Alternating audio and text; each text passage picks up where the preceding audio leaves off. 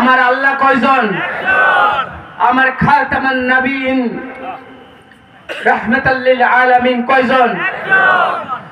তো যেই বিশ্বাস এবং আকীদা আমাদের ভিতরে আছে, এটাকে জমিয়তুল যে আকীদা, যে সমাবেশটার মধ্যে যিনি আজকে উপস্থিত আছেন, ওনার সামনে বসে আমি প্রথমেই বলেছি যে আমি কোনোদিন এই আলেম ওলামাদের সামনে আমি কোনোদিন ওনাদের চেয়ারে আমি বসার যোগ্যতা আমি অর্জন করিনি। আল্লাহ আমাকে যতদিন বাঁচিয়ে রাখবেন এবং ওনাদের মজলিসে যতদিন আমি আসার সুযোগ পাবো দিনের দায়ী হওয়ার জন্য, আমার যেন আমল আখলাক, আমার যেন এলেম এবং আলেম মানে আমলটাকে সহি করার জন্য আমি যখন যেভাবে সুযোগ পাবো ওনাদের পায়ের কাছে বসে, এই কদমের কাছে বসে আল্লাহ তাআলা আমাকে যেন দিনের দায়ী হিসাবে যেন কবুল করে। আপনাদেরও সবার কাছে আমি ইনশাআল্লাহ দোয়া চাচ্ছি। আজকে দেখেন এখানে খাতামান নবীন উস্তাদজি চলে গেলেন হানজালা সাহেব, উনি কোরআনের আয়াত তো একটাই, ওই কোরআনের আয়াত থেকে যদি আমরা একটা সত্য, মা কানা মুহাম্মাদুন আবা আহাদিম মির রিজালিকুম ওয়ালাকিন রাসূলুল্লাহ ওয়া খাতামান নবিয়্যিন, এটা তো হানজালা উস্তাদজির কোরআনের বয়ান নয়, একদম মামুনুল হকের এই ওনার নিজস্ব কোনো কোরআনের বয়ান নয়, যেটা আমার আল্লাহ তাআলা কোরআন দুনিয়াতে পাঠাইছেন আমার আপনার হেদায়েতের জন্য। যে কোরআন নিয়ে আমাদের কখনোই কোনো সন্দেহ থাকবে না বিশ্বাসীদের জন্য। এই বয়ান তো আমি আপনি সবাই তো আমরা ইনশাআল্লাহ একই বয়ান দেব। এই বয়ানের মধ্যে দিয়ে আমাকে আপনাকে সমাজ রাষ্ট্রের যে রজ্জুটা এক কাটটা হয়ে ওই রজ্জুটা আমাদেরকে ইনশাআল্লাহ ধরে থাকতে হবে। এই ধরে থাকতে গিয়ে কখনো মামুনুল হকরা অন্ধকার প্রকোষ্ঠে যেতে, এই নুরানি সাহেবরা অন্ধকার প্রকোষ্ঠে যেতে, ফাঁসি কাস্টে সেই রশিতে ঝুলতে কখনো কি দ্বিধা করছেন? আমার পূর্বপুরুষরা এই দিনকে জিন্দা রাখতে গিয়ে কখনোই কিন্তু পিছপা হন নাই, আল্লাহর বিশ্বাস থেকে কখনোই কিন্তু এক পা নড়ে যান নাই। আজকে এখানে আসছি কোনো দুনিয়াবি কোনো কথা বলতে নয়, এখানে উস্তাদদের কাছে আসছি একমাত্র হেদায়েতের জন্য।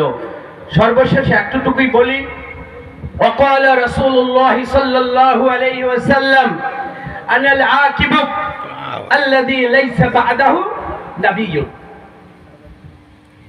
আমার এই নবীর পরে রাসূল সাল্লাল্লাহু আলাইহি ওয়াসাল্লামের নবীর পরে আর কোন নবী আসবে না, এটা আমার এই দুনিয়ার আল্লাহ যে দুনিয়াটা পয়দা করছে, এই দুনিয়াতে আমাকে কোরআন মাজিদ দিয়ে আমাকে যে শিক্ষাটা দিয়ে পাঠিয়েছেন, এইটার পরে যদি কেউ কথা বলে সে কি আল্লাহর রাস্তার কোনো হেদায়েত প্রাপ্ত কোনো মানুষ?